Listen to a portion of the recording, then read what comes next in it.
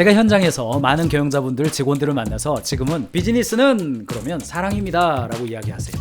그런데 제가 왜 비즈니스는 사랑입니다 라고 말씀드리는지 아세요? 제가 직장 생활을 시작했을 때는 그때가 IMF 시기였습니다. 저도 몇몇 대기업에 입사 합격을 했죠. 그런데 군대를 갔다 왔더니 여러 군데에서 합격 취소, 합격 대기, 합격 보류 굉장히 다양한 이름으로 있더라고요. 그래서 어느 회사에 들어가든지 간에 들어가는 것 자체가 굉장히 감사했어요. 그래서 제가 맨 처음에 들어간 회사가 이랜드 그룹에 있는 식품사업부 피자몰이라는 곳이었습니다. 거기에서 배달로 신입사원의 업무를 주더라고요. 그래도 그때는요 다른 데 갈 데가 없었습니다. 제가 원래 지원해서 합격한 데는 기획실이었습니다. 그래서 제가 거기 간다고 그랬더니 IMF가 끝나고 다시 복직을 시키는데 피자몰 가서 배달을 하라 그러는 거예요. 그래도 갈 데가 없었어요. 그래서 열심히 한번 해야겠다라고 생각했습니다. 아침 일찍 출근해서 밤 늦게까지 열심히 일했어요. 그런데 퇴근하던 어느 날 제가 일하던 그 구두를 신고 퇴근을 했는데 이렇게 자취방에서 이렇게 있었습니다. 그런데 제 마음속에 이런 질문이 오더라고요. 너 왜 이렇게 열심히 일하니? 이런 마음이 들었어요. 그러니까 제 마음속에 어떤 생각이 확 올라왔냐면 야 이거라도 안 하면 네가 서울에서 어떤 직장 생활이라도 하고 결혼이라도 하고 가정이라도 꾸리겠어? 이거라도 열심히 해야지. 실패에 대한 두려움이죠. 사람이 굉장히 무서운 게요. 두려움이라는 감정이 사람을 열심히 일하게 만들더라고요. 실패에 대한 두려움 때문에 저는 열심히 일했던 것 같아요. 그래도 주어진 일이니까 열심히 했습니다. 그러나 하루하루가 참으로 힘들고 피곤했습니다. 행복이라는 단어와는 거리가 멀었습니다. 매일매일 쫓기듯 일을 했고 이 일에서 성과를 내지 못하면 마치 인생에서의 패배자, 나고자고 된 것 같은 그런 느낌을 받았습니다. 그러다가 열심히 일하니까 성과가 나고 또 열심히 일하니까 인정도 받았습니다. 그리고 제가 회사에서 인사팀장으로 발령이 났죠. 그러니까 일단 두려움은 사라지더라고요. 또다시 IMF가 와가지고 직원들을 막 50% 60% 감원해야 될 때 먼저 잘리지는 않겠더군요. 인사팀장이니까. 그런데 제가 하고 있는 일들이 매일매일 쏟아지는 해야 될 일들이었습니다. 어떤 사람을 채용해야 되는 일, 혹은 어떤 사람의 성과급을 조정해줘야 되는 일, 어떤 사람의 연봉을 조정해주고 어떤 사람을 승진시킬 건지 말 건지, 부서를 어떻게 쪼갤 건지 혹은 붙일 건지 쏟아지는 수많은 일들이 있어요. 열심히 했습니다. 왜냐? 내가 어떻게 작업하느냐에 따라서 그 사람이 승진을 하기도 하고 떨어지기도 하고, 어떻게 부서를 조정하느냐에 따라서 그 일의 부서가 고성과의 일로 만들어지기도 하고 혹은 그냥 뒤치덕거리 일로만 구성되기도 하고 그랬어요. 매일매일 역시 아침 7시 반에 출근해서 밤 11시 반에 퇴근을 했습니다. 열심히 일했어요. 왜요? 내가 어떻게 하느냐에 따라서 회사의 성과에 대한 책임감이 너무너무나 강했습니다. 그래서 당시에 제가 바인더에다가 하루에 해야 될 일이 막 50개 60개였는데요 퇴근할 때쯤 되면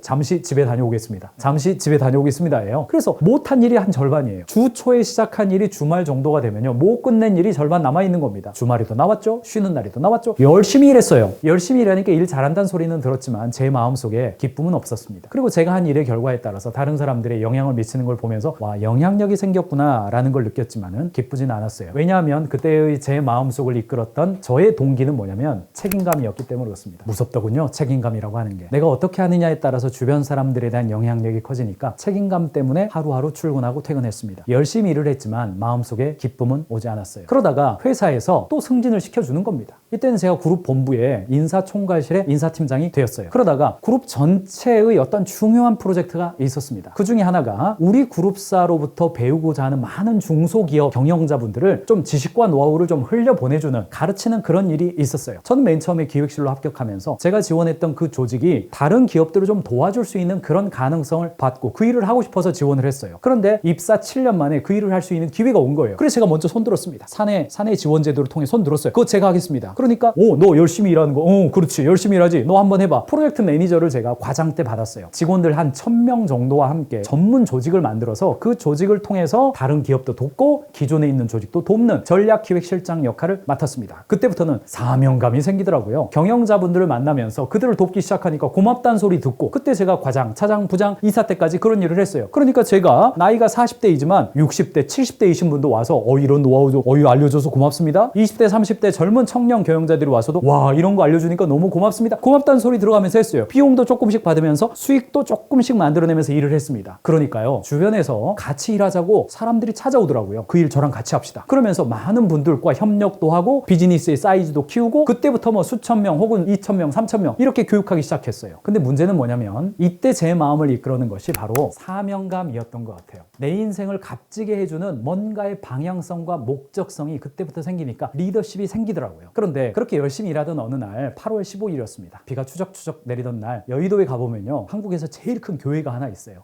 저는 그 교회를 다니지는 않는데 거기 교회 앞에 가보면요, 이렇게 버스가 출발을 합니다. 기도원으로 가는 버스가 있어요. 왔다 갔다 하면 이렇게 그냥 무료로 탈 수 있거든요. 기도원 같은 데 가보면 조그만한 작은 방들이 있습니다. 저는 기독교 신앙이 있으니까 성경을 펼쳐보면서 어떤 대목을 읽기 시작했냐면, 예수님이 이 땅에 와가지고요, 여러분들 십자가에 못 박힌 사건 정도는 거의 다 아실 겁니다. 근데 거기에서 예수님이 어떤 이야기를 했냐면요, 절체절명의 하나님과 인간을 화해시키겠다라고 하는 절체절명의 사명을 가진 분이 예수님이라고 볼 수 있잖아요. 근데 그분이 십자가에 못 박혀서 어떤 이야기를 하냐면, 하나님 아버지, 저들의 죄를 용서해 주세요. 저들은 저들이 하는 일이 뭔지 알지 못해요. 이런 이야기를 하는 거예요. 누구를 두고 하는 이야기냐면, 자신의 속옷을 이 제비 뽑아가지고 나눠 가져가는 로마 병정들, 그들을 향해서 아이고 저들이 뭘 잘 모르니까 좀 용서해 주세요, 이런 말이에요. 그 다음 좀 기다려 보니까 옆에서 요한, 어머니를 좀 돌봐줘. 어머니 요한이랑 같이 좀 지내세요. 그 다음에 옆에 있는 사람한테 너는 오늘 밤 나와 함께 낙원에 있을 거야. 자기 주변에 있는 사람들을 위해서 어떤 의미에서 보면 시시콜콜해 보이는 듯한 이야기를 십자가 위에서 하는 거예요. 저는 어려서부터 교회를 다녔습니다만 그 부분이 저한테 새롭게 돌아왔습니다. 그리고 제 마음에 이런 깨달음이 있었어요. 내가 가진 사명은 예수님이 가진 사명에 비하면 정말 세 발의 피도 안 되는 건데, 정말 이 인생 전체를 통틀어서 인류의 역사를 토탈해서 가장 중요한 사명을 띠고 있는 분이 예수님이라고 볼 수 있을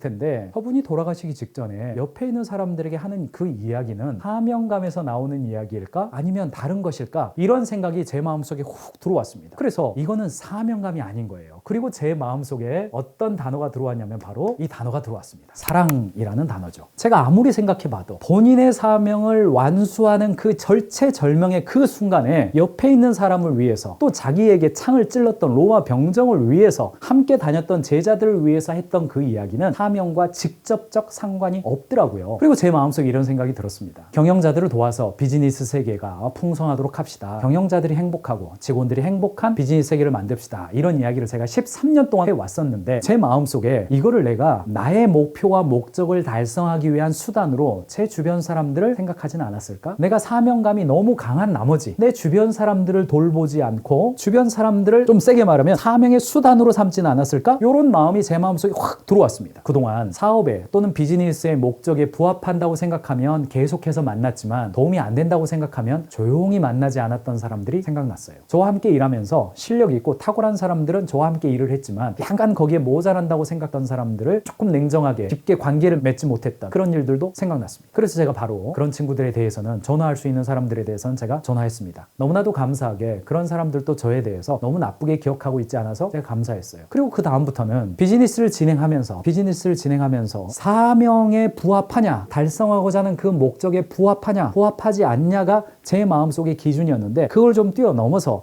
이거는 사랑이 되는 걸까? 그 사람을 위해서 내가 정말 도움이 되는 걸까를 중심으로 제 시간과 에너지와 자원을 사용하기 시작했어요. 그러니까 가장 좋은 거는요, 제 자신이 가장 좋더라고요. 그 전에는 이 기업을 도울까? 저 기업을 도울까? 이 일을 하는 것이 목적에 더 부합한 일일까? 저 일을 하는 것이 목적에 더 부합한 일일까? 이런 생각이 제가 판단했어야 했어요. 그런데 지금은 완전히 그거를 포기했습니다. 뭘대로 하면 돼요? 저 사람에게 뭐가 더 도움이 될까? 더 도움이 되면 그것이 나의 목적에 부합되냐 안 되냐보다도 그냥 그거 하는 거예요. 그리고 여기랑 먼저 약속을 잡았다. 그러면 나중에 들어온 약속, 그거는 상관없어요. 더 도움이 되냐 안 되냐, 그거 중요하지 않아요. 그러고 나니까 일단 마음이 편해요. 그 사람을 돕기 위한 사랑의 마음으로 하는 행위 자체가 약간 마음속에 자부심 같은 거, 내적인 자기만족일까요? 어쨌든 뭐라고 부르든 상관없어요. 그냥 그에게 도움이 되니까 하는 겁니다. 그리고 나중에 더 나에게 이익이 될 것 같은 일이 치고 들어왔을 때에 그걸로 우선순위를 바꾸지 않고 그 도움이 되는 걸 먼저 해주는 거예요. 자기만족형이라고 저를 비난하셔도 상관은 없습니다만 마음이 행복합니다. 그리고 그 행위 자체로서 제가 옳은 일을 했다라는 생각이 들기 때문에 결과를 받아들일 때에도 이른바 감사함으로 받아들일 수가 있더라고요. 솔직히 제가 사명감으로 일을 할 때에는 무엇을 우선순위로 취할지를 제가 늘 고민했습니다. 그리고 내가 선택을 했기 때문에 결과에 대해서 받아들일 때 너무너무나 고통스러울 때가 있었어요. 그런데 사랑에 의해서 요청에 응한다는 원리에 따라서 시행을 하니까 결과에 대해서는요, 내가 항상 최선을 다한 게 되더라고요. 그러니까 그 결과에 대해서 감사함으로 받아들일 수 있고, 그것을 잘했다 못했다 평가 관점이 아니라 이것을 통해서 다음번에 어떻게 더 잘할 것인지에 더 집중할 수 있게 됐습니다. 자, 여러분들은 어떠세요? 우리가 일을 할 때에도 개인적 차원에서나 회사적 차원에서나 어쩌면 두려움이 내 마음속을 지배할 때가 있었을 겁니다. 망하면 안 되죠. 이거 안 하면 우리 망해.